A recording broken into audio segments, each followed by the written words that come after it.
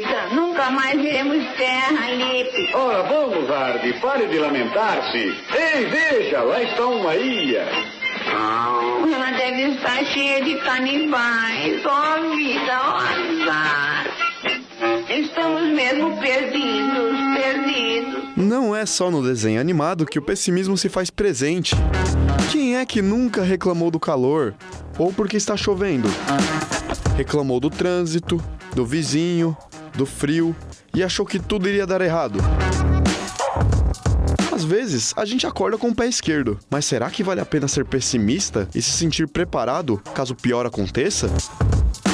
Lá atrás, na filosofia chinesa, Confúcio dizia que o pessimismo torna os homens cautelosos, enquanto o otimismo torna os homens imprudentes.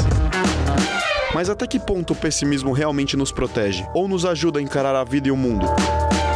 No Bendita Hora de hoje, vamos falar sobre o limite do pessimismo, como controlar os pensamentos catastróficos em excesso e responder àquele dilema: o copo está meio vazio ou meio cheio? Fique com a gente! Sabe por que fica com a gente? Porque ele está aqui, nosso querido psicólogo Gabriel Monteiro. Boa tarde, Gabriel. Boa tarde, padre. Boa tarde, todo mundo. Saudade aí de todos. Ei, faz tempo, hein, cara? Faz tempo. E aí, manda bem o rapaz aqui, não tem pra ninguém, não. Ô, Gabriel, o tema hoje é pessimismo. Como que a psicologia trabalha esse termo do pessimismo?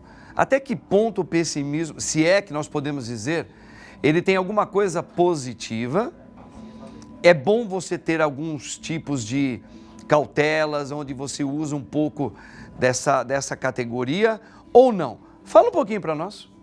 Legal. Na verdade, o pessimismo, de forma geral, ele não é bom nem ruim. Depende muito quando você vai para algum extremo, né? Tá. Então, assim, eu trabalho muito o desenvolvimento do otimismo dentro do meu consultório, mas também o otimismo demais é prejudicial, porque você perde também o senso de entendimento e planejamento de uma situação ou outra, né? Então, o pessimismo, se a gente for pegar lá atrás, né, há milhões de anos atrás, né, ou há milhares de anos atrás, quando a gente sobreviveu, né, a gente passou por várias etapas do mundo, porque a gente tinha cautela, a gente tinha esse pensamento mais pessimista de, opa, eu não posso andar por aqui, eu não posso ir por ali, senão eu morro, senão um bicho me pega. Sim. Então, essa parte é importante de entender que, sim, o pessimismo, em alguns momentos, ele é válido. A gente sempre tem pensamentos negativos a respeito de alguma coisa. Geralmente, alguma coisa que aconteceu, um evento negativo que aconteceu, que a gente passa, a gente tem uma tendência natural a começar a refletir de forma negativa sobre aquilo. O grande problema é quando isso fica frequente e exagerado. E aí não é só um evento que me causou aquilo, mas é todo evento que eu entendo que vai acontecer ou que me oferecem para fazer alguma coisa, eu acho que vai dar errado, eu acho que eu não sou capaz de fazer. Isso já pode ser dito como um transtorno, caso isso comece a acontecer, ao contrário, muitas vezes e quase sempre. Pode ser um tipo de um transtorno. Na verdade, a gente não chama de transtorno, mas assim, a pessoa que ela é pessimista de uma forma exagerada ou frequente, a gente tem que começar a reparar e entender por quê. Porque isso pode estar relacionado ou pode aprofundar sintomas de depressão, de ansiedade, de estresse, né? Sim. Então a pessoa ela começa a ficar tóxica para ela e para os outros na volta dela. Por quê? Cara, ninguém aguenta muito tempo uma pessoa só falando desgraça, uma pessoa só com pensamentos catastróficos, né?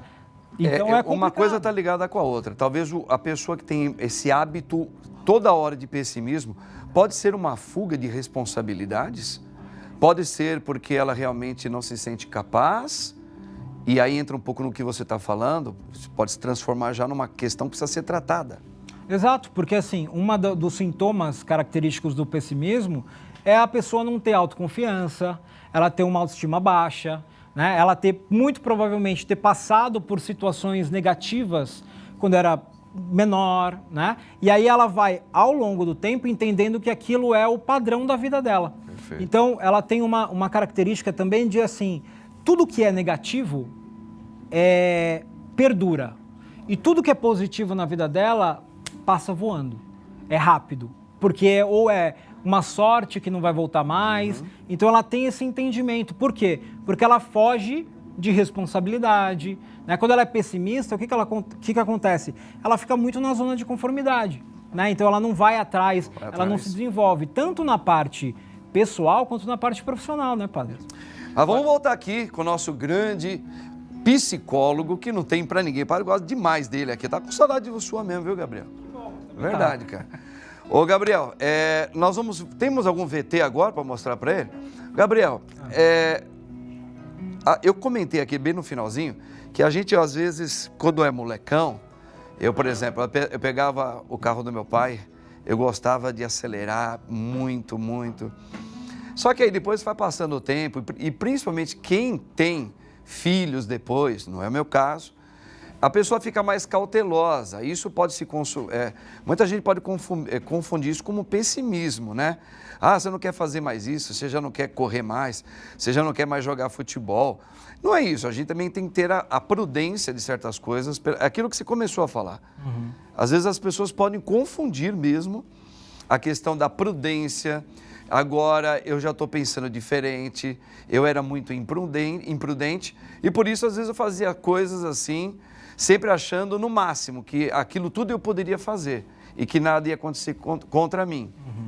Isso é muito comum, padre, com adolescentes principalmente, né? Adolescentes, jovens, adultos, assim, eles têm esse entendimento de que são super-heróis, né? Que nada vai acontecer com eles, que eles podem fazer tudo.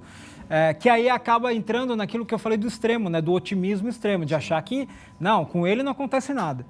Só que, por exemplo, no pessimismo, a prudência ela é totalmente diferente da pessoa pessimista. Por quê?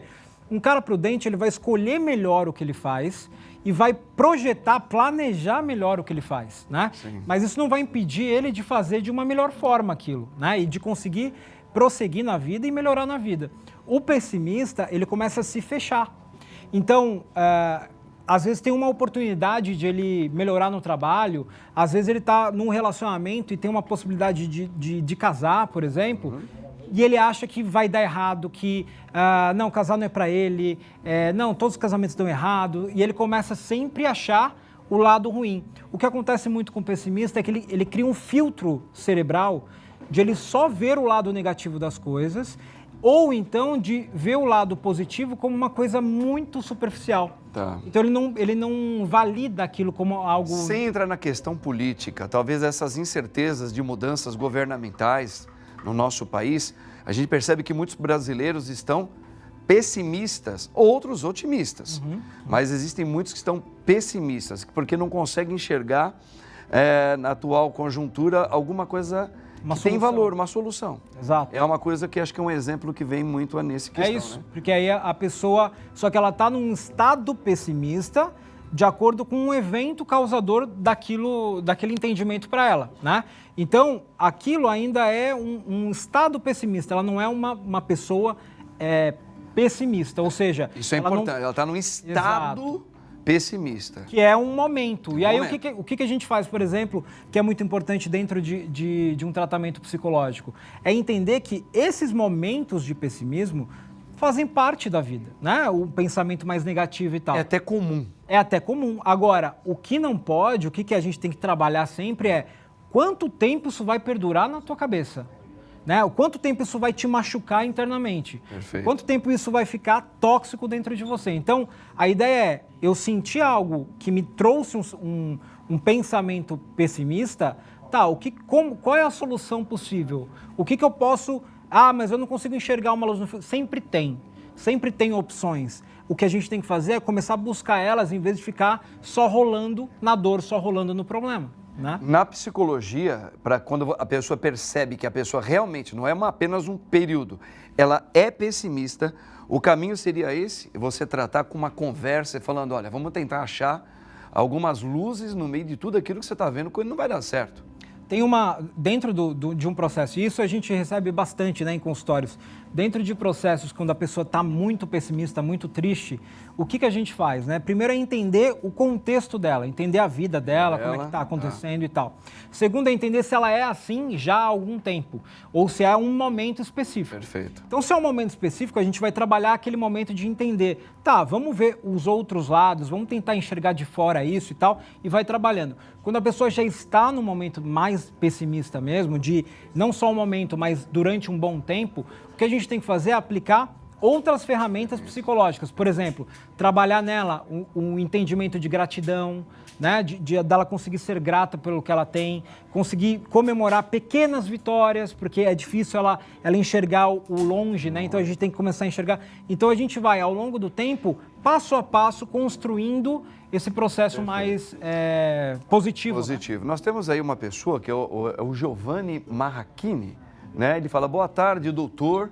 Eu gostaria de saber como o pessimismo na família pode afetar as crianças. Tive pais pessimistas e cresci com dificuldade de acreditar em mim. Agradecemos aí o Giovanni para colocar isso, né? É muito interessante que ele colocou, né, Gabriel? Interessante e, infelizmente, é real. Verdade, né? É real. Por quê? Porque as crianças, de uma forma ou de outra, elas se concentram muito no que os pais fazem, elas pegam muito o entendimento, o exemplo do que os pais fazem e falam, né? Então imagina, se os pais são pessimistas, imagina só o quanto eles devem falar mal de tudo que acontece na vida deles. Então o círculo familiar ali, a conversa é sempre coisas negativas. E muito provavelmente eles não devem dar nem a devida atenção e a valorização para a própria criança. Ah, ele não consegue fazer isso, né? Ah, não faz aquilo não porque não vai dar certo, né? Então, o que isso acontece? Vai fazendo com que a criança entenda que esse é o padrão de mundo, que o mundo é ruim, que o mundo não vai dar certo para ela. O que aconteceu com o Giovanni. Entendeu? Que coisa. E aí ele vai crescendo. Só que assim, Giovanni, o legal e o bacana é que assim, tem solução. Tem como você virar esse jogo, né? Porque você foi meio que construído dessa forma, mas a sua essência não é essa. Então a gente precisa trabalhar para criar e desenvolver essa essência dentro de você. Eu gostaria que você aproveitasse então, dentro do seu conhecimento, uma palavra final para nós sobre esse tema, né? Que eu acho que você acha que vai engrandecer ainda mais para ajudar muitas pessoas que vêm raspando nesse caminho aí. Legal. Pessimismo, ele tem uma questão que é muito importante, que a gente sempre acha no outro, que é o desamparo aprendido. O que é o desamparo aprendido de uma forma bem simples? É o entendimento de que não há o que eu faça, eu não vou conseguir algo melhor do que aquilo, né? Então, houve vários estudos científicos mostrando, né, fazendo testes, para mostrar que isso é uma característica que a gente acaba aprendendo realmente, a ficar desamparado. E aí a gente acaba desistindo das coisas. Então, o pessimismo entende bem. O pessimismo, de uma forma geral, ao longo do tempo, em uma coisa ou outra, em um evento ou outro, faz parte, está tudo certo, não tem problema nenhum.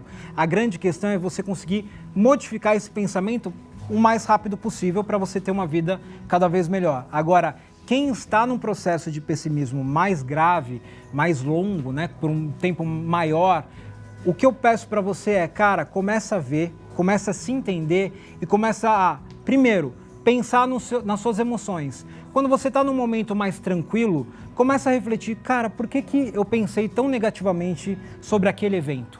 Né? E começa a pensar, não existiria uma outra forma de eu pensar naquele evento específico? E uma outra coisa que é muito importante, você tem que se dar mais valor. Você tem que começar a vibrar com pequenas coisas que você faz. Verdade. E dar mais atenção realmente a quem importa, que é você mesmo e as pessoas que estão à sua volta. Então, quanto mais você se amparar por essas pessoas que querem o seu bem, mais você vai perceber o quanto você pode evoluir na sua vida. Gabriel Monteiro, maravilhoso. Olha, minha gente, nós agradecemos a Deus por mais uma vez você estar aqui. Quero você no próximo tema nosso, porque você é muito bom, super competente. Gabriel, Deus abençoe você, Obrigado, viu? Obrigado, Padre. Obrigado. Amém. Tchau, tchau, gente. Olha, gente, eu quero encerrar aqui esse bloco com uma bela homenagem que a produção preparou pelos 469 anos da cidade de São Paulo, que será completado amanhã, hein, dia 25. Dá uma olhada aí. A terra da garoa, a cidade que nunca dorme, a selva de pedra.